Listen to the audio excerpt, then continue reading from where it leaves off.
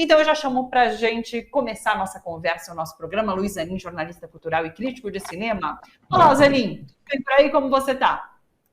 Tudo bem, Thalita? Correndo aqui. Correndo, a gente deu essa invertida hoje no programa. Obrigada, Zanin, inclusive, por correr aqui para nos atender. Para a gente começar essa edição, então, falando sobre as estreias no cinema, trazendo dicas do Zanin, para depois falar um pouquinho sobre cenário político. Mas, de qualquer forma, já trago essa informação de que o primeiro filme que Zanin vai comentar tem tudo a ver com o cenário político que a gente vive internacionalmente hoje, porque trata do assassinato do primeiro-ministro israelense, de um primeiro-ministro progressista, inclusive, que tratava sobre essa questão da paz com os palestinos, e ele foi assassinado.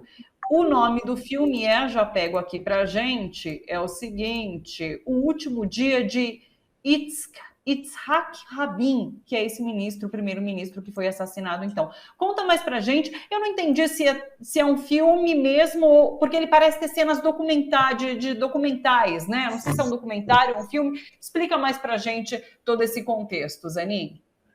Então, esse filme, Thalita, ele é dirigido pelo mais famoso cineasta israelense, que é o Amos Gitai, que é um cara que tem toda uma obra assim, dedicada à questão israelense, à questão palestina, à questão do Oriente Médio de uma maneira geral, mas ele faz muito filme de ficção. Agora, esse filme é o seguinte, é um filme que usa partes documentais e recria de forma ficcional um evento histórico acontecido em 1995, que foi o assassinato do Yitzhak Rabin, né? O filme, inclusive, ele começa com uma entrevista com outro político israelense muito conhecido, que é o Shimon Peres, que na época era o chanceler, era o ministro das Relações Exteriores do governo do Rabin, né? E, a partir daí, o filme vai tentar recriar esse fato terrível, que foi, no final de um comício pela paz, né, haver um atentado, o primeiro-ministro foi baleado e veio a falecer logo em seguida, né? E o cineasta Amos Gitai, ele tenta, nesse filme documentário, vamos dizer assim, filme documentário reencenado em algumas partes com atores, recriar todo aquele contexto de instabilidade, né? E no qual floresce a extrema-direita israelense, né? Isso que é muito importante para a gente, hoje em dia, ver esse filme e ver no nascedouro, lá atrás, né, essa radicalidade da extrema-direita que hoje governa, né? O Netanyahu, por exemplo, que hoje é o primeiro-ministro, aparece em diversas cenas do filme, mas ainda não no poder, né? E ele tenta mostrar como toda a complexidade do relacionamento das duas populações e toda a complexidade política, né? E a ação dessa extrema-direita que acabou crescendo e que não tem nenhum interesse pela paz, muito pelo contrário, a ponto de haver tramado o assassinato de um primeiro-ministro que se empenhava em encontrar uma solução de consenso entre palestinos e israelenses. Então, o filme é muito oportuno. Para você ter ideia, o filme já tem 8 anos, ele não foi feito agora, né? E ele foi lançado justamente para esse momento, pela importância que ele tem nesse momento, mais do que teria há 8 anos atrás, pela urgência do momento que nós estamos vivendo com essa crise humanitária terrível no Oriente Médio, né? Ele é um filme que não é fácil de ser visto, isso a gente tem que dizer para as pessoas que nos escutam e nos seguem, né? Ele tem mais de 2 horas e 40 de duração,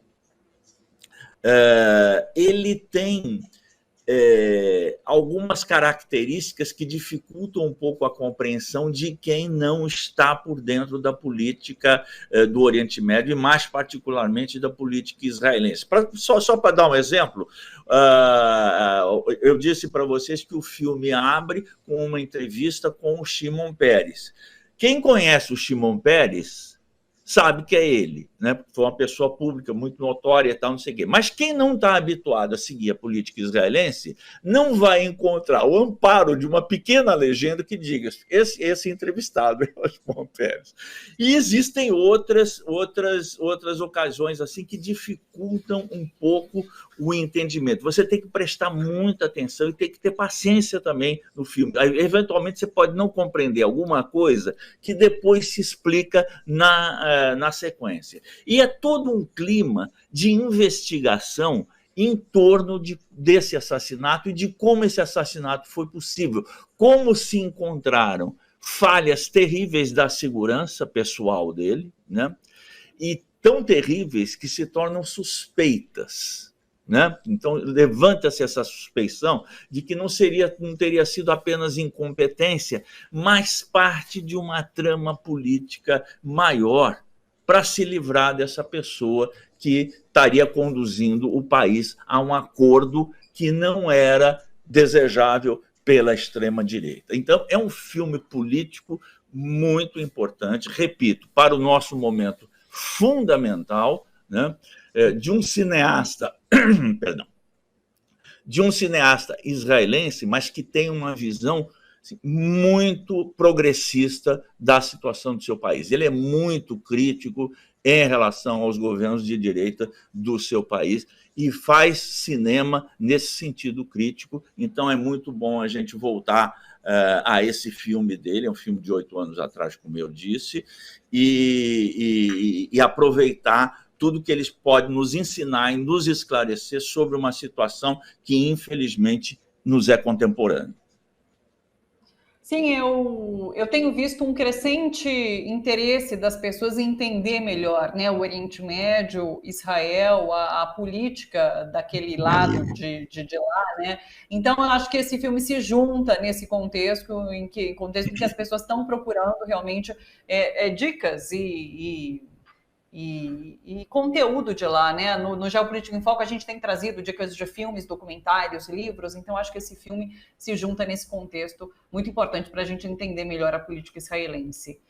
Isso mesmo, porque tudo é muito complexo, e a gente está sofrendo também um processo atualmente que se acentuou de desinformação, né? De fake news que circulam para lá, para cá, de comentaristas, às vezes, que fazem análises muito parciais do conflito, né? Então, a gente tem que ouvir outras fontes, ter acesso a outras maneiras de enxergar, de compreender esse processo tão difícil, tão complexo e tão trágico, e eu acho que esse filme, como você falou muito bem, dá a sua contribuição para isso. Perfeito, é isso. Buscar informações de várias partes, de várias formas. É importantíssimo nesse momento. O segundo filme é um alemão, A Fire. Conta mais pra gente. Então, esse filme, Thalita, ele estreou, na verdade, na semana passada, mas eu recoloquei ele na pauta para dar mais uma oportunidade para ele, porque é um filme muito bom, um filme muito interessante, e ele passou na Mostra de Cinema, agora já estreou, né? E na Mostra de Cinema ele ganhou o prêmio da crítica, né? Ele foi um filme que teve uma repercussão muito, muito boa, entre os críticos, mas também entre os espectadores da mostra, se tornou um filme muito badalado por isso, então criou essa expectativa da estreia comercial dele. Ele é dirigido por um cineasta que está muito badalado, que é um cineasta alemão, é o cineasta alemão da hora, que é o Christian Petzold, né? E ele já tem uma filmografia razoavelmente considerável, já é bem conhecido dos circuitos de festival e dos circuitos cinematográficos, já teve alguns filmes dele estreados aqui no Brasil, e ele faz assim um filme que aparentemente é aquilo que a gente chamaria filme de verão. Né? Filme de verão, quer dizer, jovens que vão passar as férias durante o verão num lugar, numa localidade, de preferência junto a uma praia, um lugar paradisíaco e tal, e nós temos 2 rapazes que vão para uma casa que pertence à família de um deles, né? E chegam a essa casa e encontram uma surpresa que um dos quartos está sendo ocupado por uma garota que chegou lá e que disse que outra pessoa emprestou para ela. Também tudo bem, eles convivem e nasce uma história lá entre eles, né? Um dos jovens é fotógrafo e está querendo montar o seu primeiro book para se apresentar, o outro é um escritor e está terminando um romance e ele está muito inseguro do tipo de literatura que ele está fazendo, o editor dele não dá segurança, ele não sabe se aquilo que ele escreveu presta ou não presta, e vai ser muito interessante o diálogo que ele vai ter com essa moça, que é interpretada por uma atriz que é bastante frequente nos filmes do Petzold, que é a Paula Beer. Que é uma grande atriz, muito, muito boa mesmo, é uma graça de pessoa, assim, uma atriz assim, bem marcante nas cenas, né? E tem uma peculiaridade adicional no meio em torno, eles estão num lugar absolutamente paradisíaco, mas acontece que as florestas estão à volta dessa praia e estão pegando fogo. Foi aquela grande queimada que teve na Europa, né? Incêndios florestais muito grandes em vários países, né? E aqui não é diferente. Então, você tem a imagem do que é paradisíaco, do que é um filme aparentemente de jovens, né? Apenas isso, de primeiros namoros, encontros e tudo mais, e você tem uma situação de entorno em que está tudo literalmente pegando fogo. Quer dizer, esses incêndios, além de serem um desastre ecológico, são também metáforas desse mundo nosso que está pegando fogo e que não anda nada bem. E ninguém escapa disso, nem mesmo pessoas jovens que estão curtindo suas férias e que estão preocupados com suas carreiras profissionais, ainda bem no começo. Um quer ser escritor, como eu falei, o outro quer ser fotógrafo, junta-se um salva-vidas e tudo mais, né? Então, cria-se isso. A inspiração para esse tipo de filme é de um francês da Nouvelle Vague chamado Éric Rohmer. O Rohmer fazia filmes, já falecido, ele fazia filmes que são absolutamente encantadores, são filmes de diálogos muito inteligentes entre os personagens, e fez muito uso desse tipo de cena.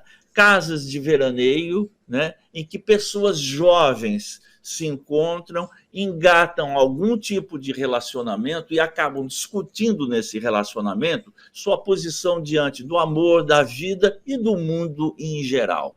Esse é um filme muito inteligente, muito gracinha, muito legal, e, como eu disse, acabou cativando os críticos de cinema que o elegeram como seu favorito na mostra, há pouco encerrada, na Mostra Internacional de Cinema em São Paulo. É um filme que eu recomendo, o filme é uma delícia. Tudo que o filme do Amos Guitai tem de necessário, porém de pesado, esse tem de leveza, pelo menos aparente, porque evidentemente que eu não vou dizer para vocês como é que termina esse filme, mas tem algumas surpresas no desfecho.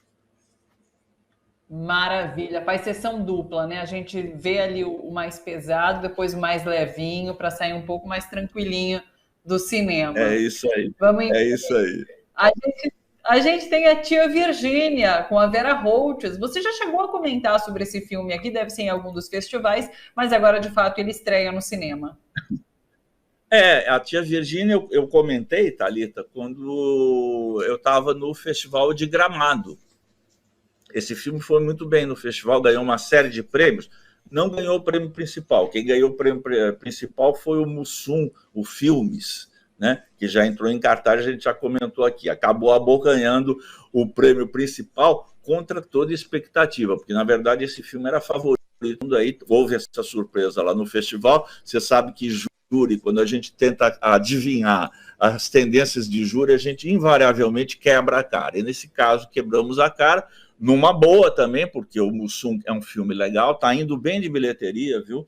E recomendo também, aproveito para reforçar a recomendação para o Mussum quando eu estou falando do Tia Virgínia. Mas que foi um filme também que, embora não tenha levado o Kikito principal de melhor filme, foi muitíssimo bem premiado, inclusive o prêmio de melhor atriz para Vera Holtz, que é a personagem principal dessa história. Ganhou também o prêmio da crítica lá em Gramado, e ganhou outros prêmios também. Mas o destaque desse filme, de fato, é o trabalho da Vera Holtz como essa mulher que acabou ficando solteirona, né? E que tem 2 irmãs, mas ela é que acabou se incumbindo de cuidar da mãe doente. Ela recebeu essa carga, essa designação da família e acabou comprometendo a realização da sua própria vida pessoal, né? Não se casou, não teve filhos, não desenvolveu uma carreira, nada disso, né? Passou a vida com essa responsabilidade. E o filme promove o encontro desse personagem, que é a Tia Virgínia, da Vera Holtz, né, com as 2 irmãs, que são interpretadas também pela Arlete Salles e pela Luíse Carlos, grandes atrizes também, né, e que vão para a casa onde a Vera mora com a mãe, idosa, que está acamada, que já não responde mais, está completamente assim, sem comunicação, né, e elas vão para fazer uma reunião de família por ocasião do Natal. E, como acontece, tem um monte de filmes sobre isso, né? As famosas reuniões de família para festas, a festa pode ser Natal, outro tipo de festa qualquer, e que se abre o famoso baú de ressentimento entre as pessoas e a história da família, a história das desigualdades na família começa a aflorar e, às vezes, de forma bastante violenta. O encanto desse filme é a maneira como esse diretor, Fábio Meira, ele tem esse é o segundo longa dele, ele tem um primeiro longa que nós já comentamos aqui, As Duas Irenes, há algum tempo atrás. Esse é o segundo longa dele. E eu acho que ele evoluiu do primeiro para o segundo filme, a ponto de ter uma encenação muito cuidadosa desse verdadeiro duelo entre grandes atrizes.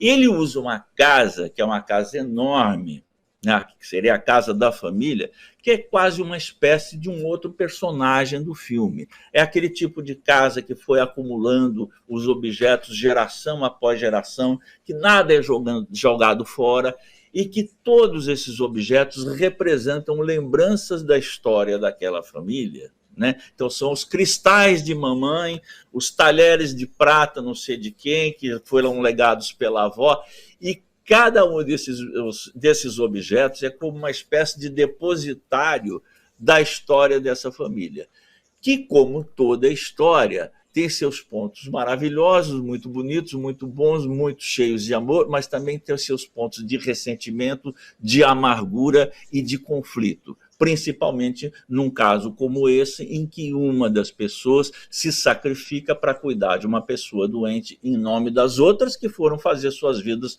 normalmente. Então é um filme de conflitos familiares, de conflitos humanos, muitíssimo bem interpretado. Eu acho assim que os diálogos são muito bons, muito inspirados, né? Então, é um filme assim muito agradável de se ver, mas é um filme absolutamente crítico também em relação à instituição familiar. E vale a pena repetir no final do comentário que a Vera Holtz dá um verdadeiro show de interpretação. Mulher show.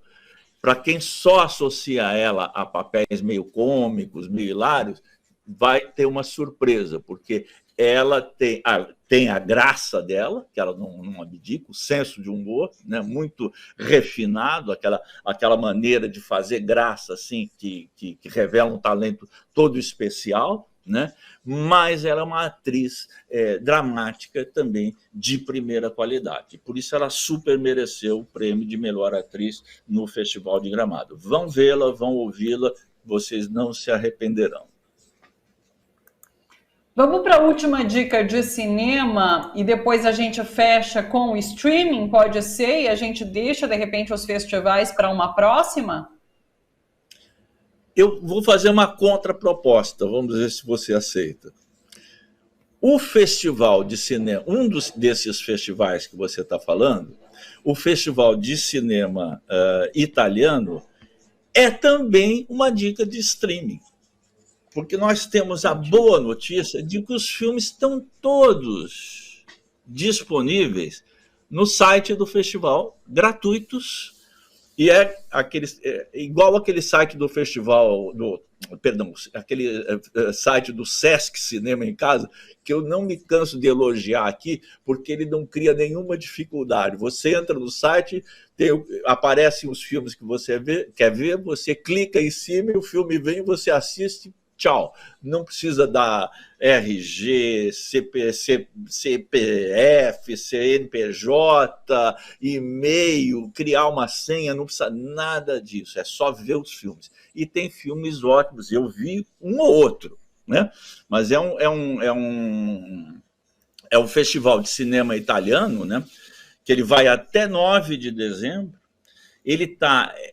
Como o Festival do Cinema Francês, ele também usa a mesma estratégia, ele se espalha por um monte de cidades brasileiras. No caso do Festival Italiano, ele vai ocupar 91 salas em 60 cidades do país. Então você tem esse festival de norte a sul, para quem quiser ver de maneira presencial.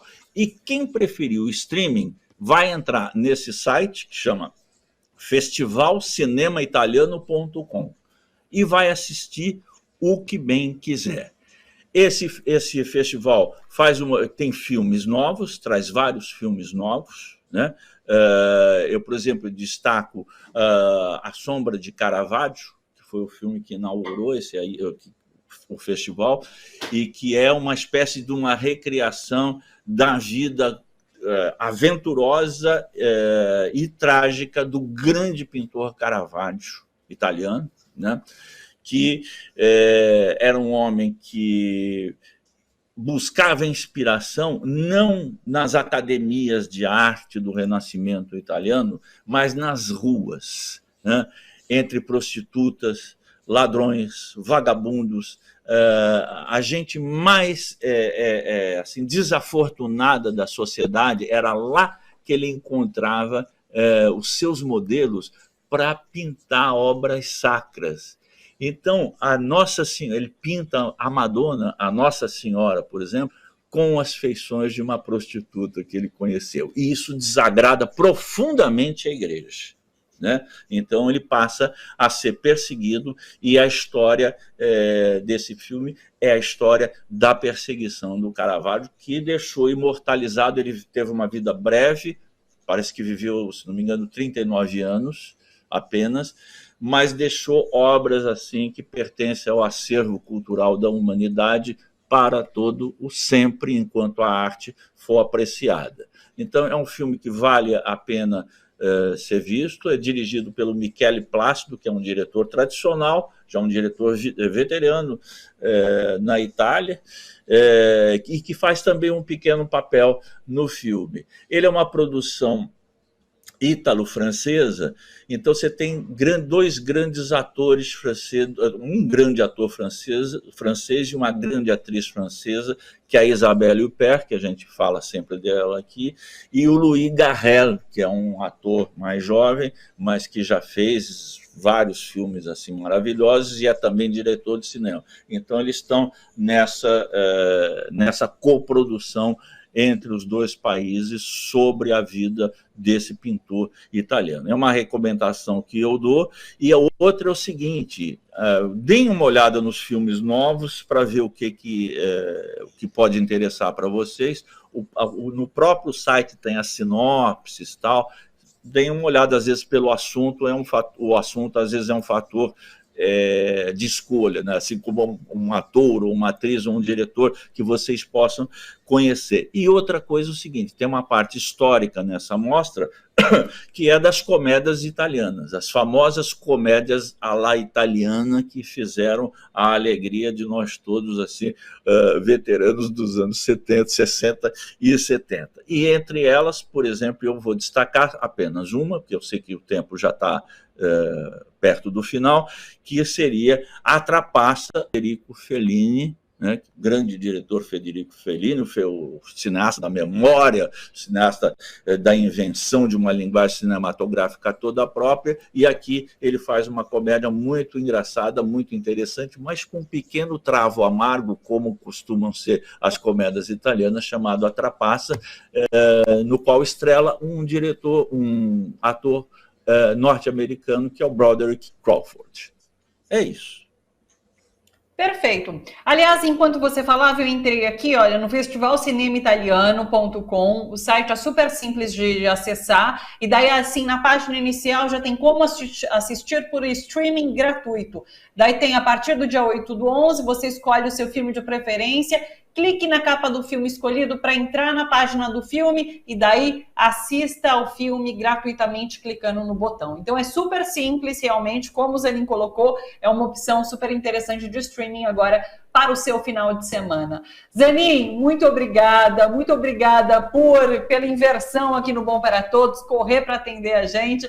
Obrigada, viu? Um ótimo final de semana para você e até sexta-feira. Beijo grande. Beijo, até sexta. Até, Luiz Zanin, jornalista cultural, crítico de cinema, sempre às sextas aqui com a gente no Bom para Todos.